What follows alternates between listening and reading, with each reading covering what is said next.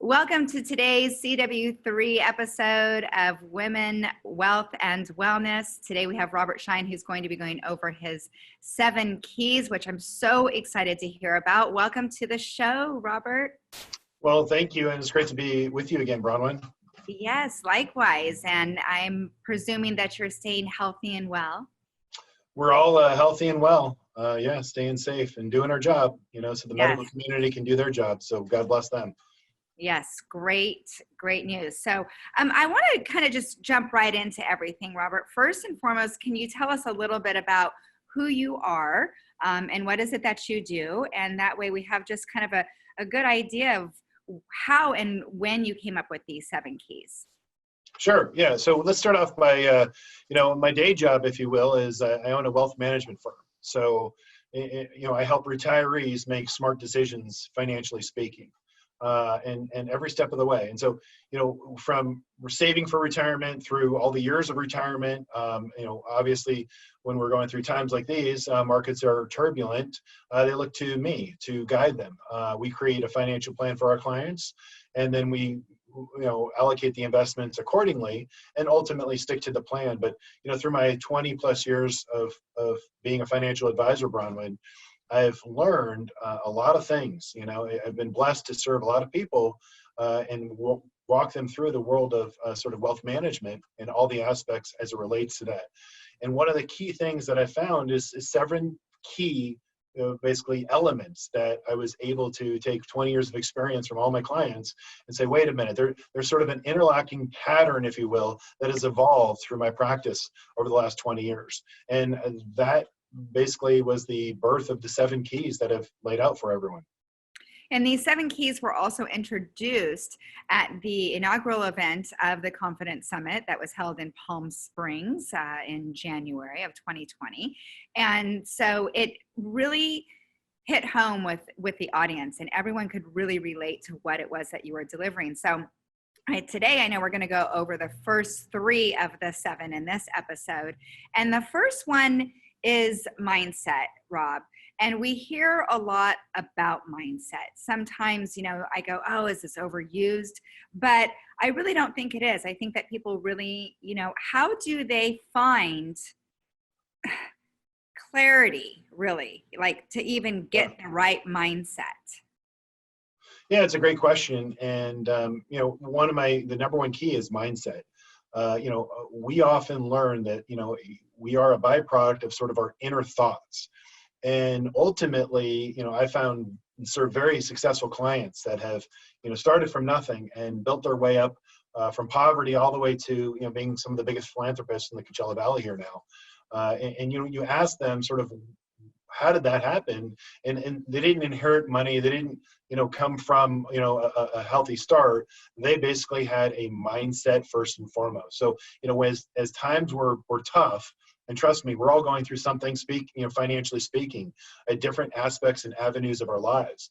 It's always that mindset that really is the key and the foundation. And that's why I put it as key number 1, to really, have that internal self dialogue, that you can do it, that, even though that we're in this moment of economic hardship, that this is a moment in time and that our best is yet to come.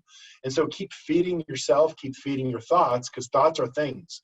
Robert Kiyosaki has said that so well and eloquently in his Rich Dad Poor Dad series, that, we constantly have to feed ourselves with the proper mindset of just internal talk. And there's many aspects of it. I also recommend a lot of social media. We're all in the digital habit and we're spending a lot more time on that.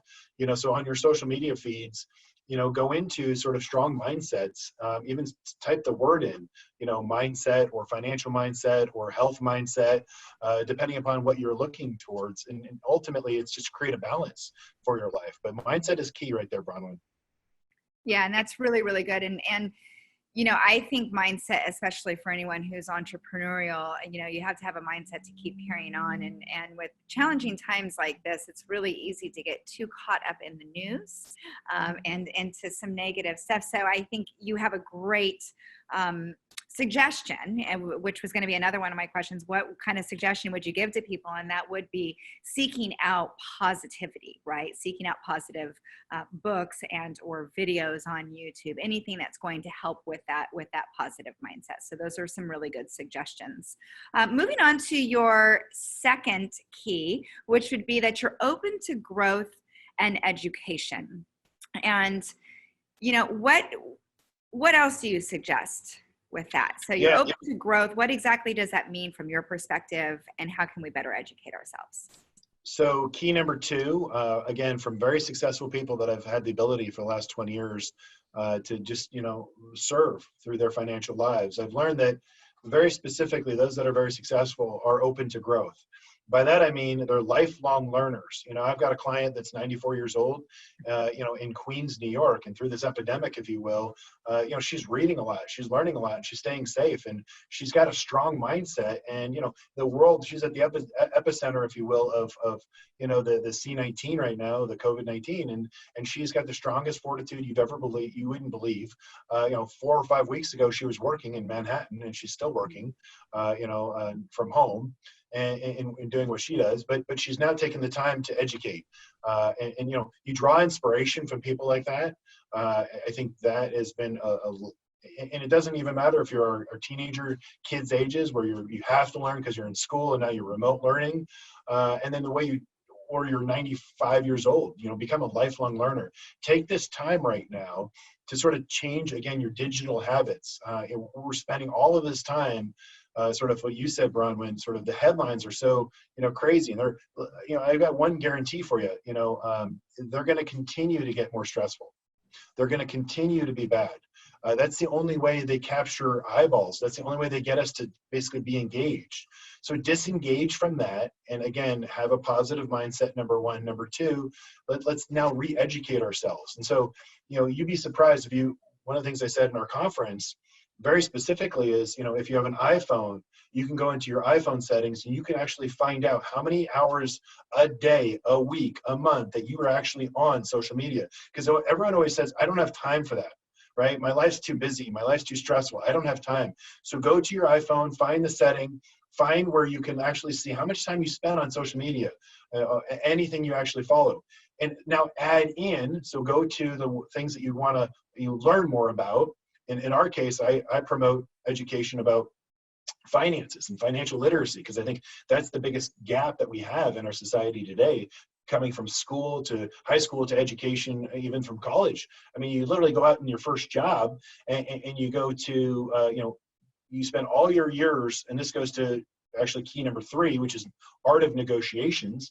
We were negotiating every aspect of our lives, from when we wake up in the morning to going to a routine, to our physical aspects of our lives, so we're always talking yourselves out of it, to then negotiating. Think about this. You go through your entire, whatever you study in college, you go for your first interview, Bronwyn, and you don't spend 5 minutes to learn the art of negotiations, because if you don't even negotiate properly your first salary coming out of college, that then sets in, whether you know it or not, your salary for the next 5, 10, 15 years, your financial trajectory the rest of your life. So art of negotiation is key number three, and that's key to just being, just being good to yourself, if you will. Take the time to educate yourself, take the time to change your mindset, take your time to, change your little habits. You have the time. We definitely have the time now, Bronwyn.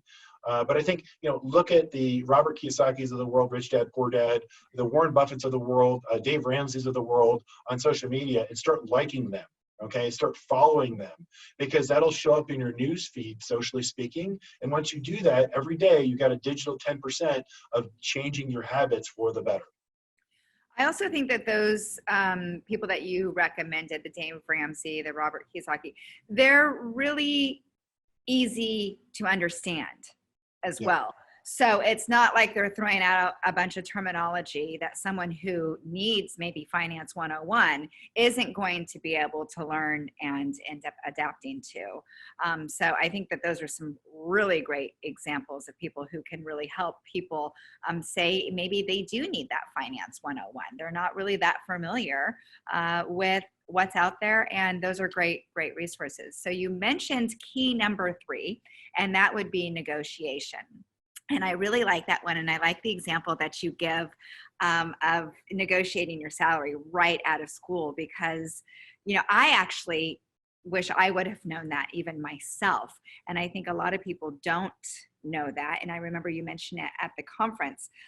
When it comes to, this was a thought that I had, what are your suggestions for people who have that slight indecisiveness about negotiating? How do I do it? What do I do? And can these lack of negotiations lead to poor decisions? So the obvious answer is yes. If you don't take the time, you're just setting yourself up for failure, by not taking the time and applying yourself. But the world that we live in today, even 5 or 10 years ago versus today, is remarkable. So all of the books and all of the anecdotal journals or everything's on YouTube. So what I always say is, if you really don't know how to do something, just go to YouTube and Google it, and get there. And once you're there, type in art of negotiations. In fact, there's the Harvard art of negotiations on there, and there's TED Talks out there, and they'll give you little key pointers, the really good, easy to understand, but it takes no different. I mean, you're on the internet already, you're searching, do yourself a favor and prepare yourself. I think the key takeaway there in the art of negotiation is to do the preparation. That's Sun Tzu Art of War, is the key to winning is preparation.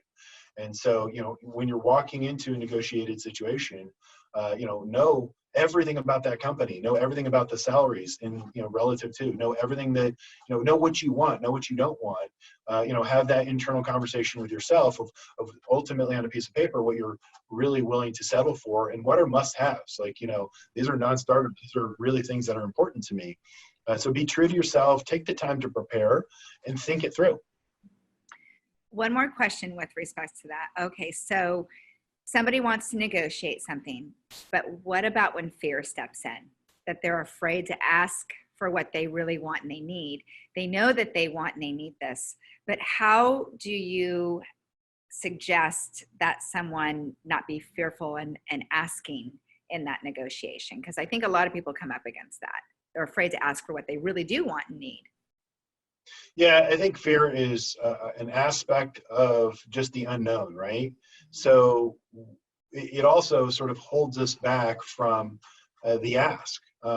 Ultimately, you got to be true to yourself and just know if you're being authentic and genuine, and you don't even know how to, truly ask in an articulate way, if you will, that's okay. I think the key here is to ask more probing questions. And that those questions you can then get yourself to, the desired outcome, or just say, hey, listen, people in my position, if we're going back to salaries, if you will, people in this position that I'm desiring, you just turn it back into the person that's interviewing you and say, what does that look like? And what are salary expectations in that world? And what can we expect?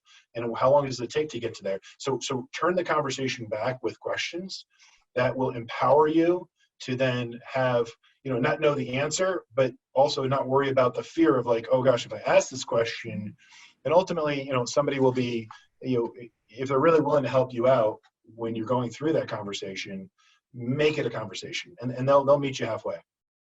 Great suggestions. Well, those are the first 3 of your 7 keys. So it's mindset, you're open to growth and education, and the art of negotiation. So I definitely look forward to the next 4 of your 7 keys in our next episode. So thanks so much, Rob. I really appreciate you meeting today, and I'm more than certain that this has been helpful to people.